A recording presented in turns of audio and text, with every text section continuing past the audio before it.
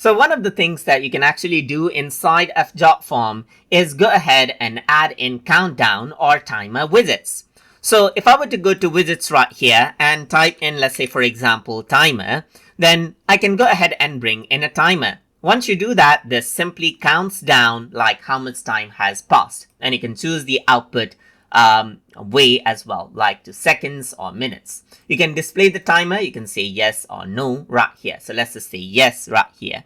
Apart from that, you also have, let's say, a fancy timer right here, which also shows like how much time has passed. So you can see that it's still loading right here.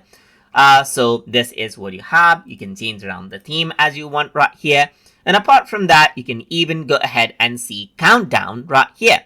So let's say, for example, if I were to go for the countdown, now over here, you can actually type in the time that you want to calculate. Let's say, for example, I'm going to say 35 seconds and minutes is going to be, let's say, for example, 34 right here. Hour is going to be 1, let's say, for example, and the hour will be added in as well. So if you want to give a timer for your, let's say, for example, form response, you want to show it to your users, you can go ahead and use it.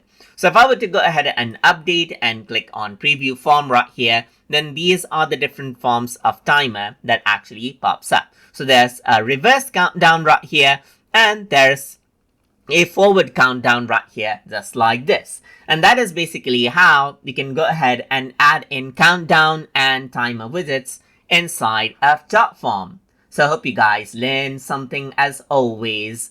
And as always, please like, comment, share, and subscribe.